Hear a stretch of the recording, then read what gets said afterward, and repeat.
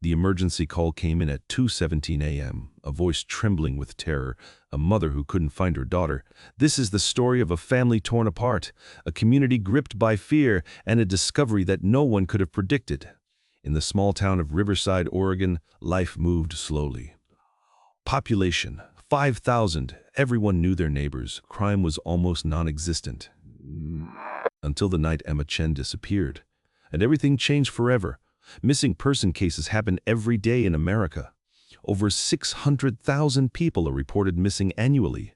Most are found within hours. Some within days.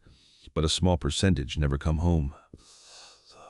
Emma Chen's case would become one that haunts investigators to this day, not because of how she vanished, but because of what they found when they finally solved it. Emma was 17 years old, a senior at Riverside High School, honor student, star of the volleyball team. She had a full scholarship to UCLA waiting for her, her whole life ahead of her. Her parents, David and Susan Chen, had immigrated from Taiwan 20 years earlier. They worked 7 days a week at their family restaurant. They sacrificed everything for their daughter's future. Emma was their dream come true. Smart, ambitious, kind. She volunteered at the local animal shelter every weekend. She tutored younger kids after school. Teachers said she was the kind of student you only meet once in a lifetime. Her best friend Maya described her as fearless, always standing up for others, always doing the right thing. That Friday night in March 2024 started normally. Emma finished her shift at her parents' restaurant at 9 p.m. She told them she was going to Maya's house to study. They had a chemistry test on Monday. Susan hugged her daughter goodbye, told her to text when she arrived. Emma promised she would. She got into her blue Toyota Corolla and drove into the night. But Emma never made it to Maya's house. At 10:15 p.m., Maya texted her. "Where are you?" No response, she called, straight to voicemail. Maya thought maybe Emma had changed her mind. Maybe she was tired. She'd call tomorrow. But at 11 p.m., Susan texted Emma, "Time to come home." No response. Susan called. Voicemail. By midnight, both Susan and Maya were worried. Emma always answered her phone. Always. At 12:30 a.m., David called the police. The dispatcher took the information, but told him to wait a few more hours. Teenagers sometimes lose track of time. She'll probably turn up soon. David knew better. His daughter wasn't like that. Something was wrong. He could feel it. At 2 a.m., Susan called 911. She was crying, begging them to help. Her daughter was missing. This time, they listened. Officers began searching immediately. They drove the route between the restaurant and Maya's house, looking for Emma's car, looking for any sign of her. At 3:47 a.m., they found it, parked behind an abandoned warehouse on the edge of town. The car was empty. Engine off, doors locked. Emma's backpack was in the passenger seat. Her phone was there too. Battery dead. Her wallet, her keys, everything was there, except Emma. Police immediately secured the scene. They brought in cadaver dogs. They searched the warehouse. They searched the surrounding area. No trace of Emma anywhere. It was like she had vanished into thin air. The sun rose on a town in shock. Word spread fast in Riverside. Emma Chen was missing. Within hours, hundreds of volunteers gathered. They organized search parties. They distributed flyers. They posted on social media. Emma's face was everywhere. Local news stations ran her story non-stop. Her parents made tearful pleas for information. "Anyone who knows anything, please come forward. Please help us bring our daughter home." Days passed with no leads. Police interviewed everyone who knew Emma, her friends, her teachers, her co-workers.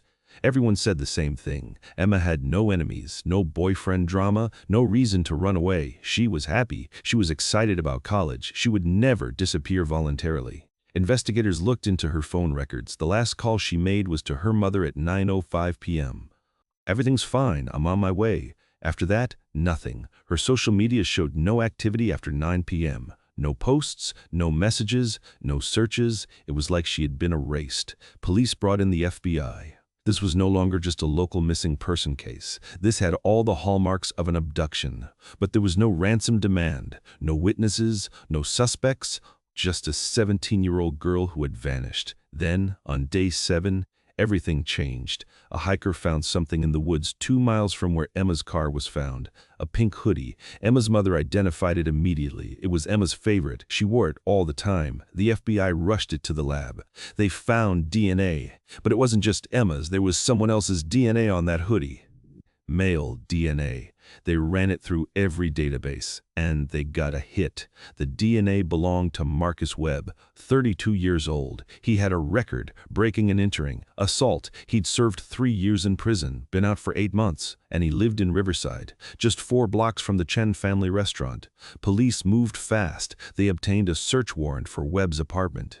What they found inside made their blood run cold. In his bedroom closet, they found photographs, dozens of them, all of Emma, walking to her car, at the restaurant, at school, at the animal shelter. He had been following her for months, stalking her, watching her every move. But Emma wasn't there. Webb was gone too. His car was missing. His phone was off. He had run. The FBI issued a nationwide manhunt. Marcus Webb was now the prime suspect in Emma's disappearance, and they believed she was still alive. They had to find him. Before it was too late, the media coverage exploded. Emma's case went national. Her face was on every news channel. Webb's mugshot was everywhere. Someone had to have seen him. Tips poured in by the thousands, but none of them led anywhere. Days turned into weeks. The Chens were barely surviving. Susan stopped eating. David stopped sleeping. They spent every moment searching, praying, hoping. Maya couldn't forgive herself. If only Emma had actually come to her house that night. If only she had driven over to check on her. Maybe she could have saved her. The guilt was eating her alive. The town of Riverside had never experienced anything like this. Parents kept their kids home from school. People stopped going out at night. Fear had taken over. And still, no sign of Emma or Marcus Webb. Then, on day 23, a security guard at a truck stop in Nevada called the FBI. He recognized Webb from the news. He was there, right now, at the truck stop. FBI agents descended on the location within minutes. They found Webb sitting in his car, alone. They arrested him. But Emma wasn't with him. During interrogation, Webb refused to talk. He lawyered up immediately. Wouldn't say a word about Emma. Wouldn't say where she was. Wouldn't say if she was even alive. The FBI had him in custody, but they still didn't have Emma. And time was running out. Agents searched Webb's car top to bottom. They found Emma's student ID, her volleyball jersey, a necklace her grandmother had given her, all proof that he had taken her. But where was she? Forensic teams analyzed every inch of Webb's car, looking for clues, looking for anything that could tell them where Emma was. They found dirt in the tire treads, a specific type of red clay. Geologists analyzed it, determined it came from a specific region, eastern Nevada, near the California border. The FBI sent search teams to that area, helicopter crews, K-9 units. They were looking for Emma, but they were also preparing for the worst. On day 26, a rancher called the sheriff's office. He had found something on his property, something that didn't belong. A makeshift shelter, hidden in a canyon. Police rushed to the location, and there inside that shelter they found her. Emma Chen, alive. She had been chained to a support beam, dehydrated, malnourished, but alive. Paramedics rushed her to the hospital. Her parents got the call they had been praying for. "Your daughter is alive! We found her! She's coming home!" Susan collapsed. 26 days of hell. 26 days of not knowing, and their daughter was alive. Emma spent 2 weeks in the hospital. Physically, she would recover. But the psychological trauma would take much longer. Webb had kept her captive for nearly a month. He had told her no one was looking for her, that her parents had given up, that she was going to die there. But Emma never gave up hope. She survived, and she would testify.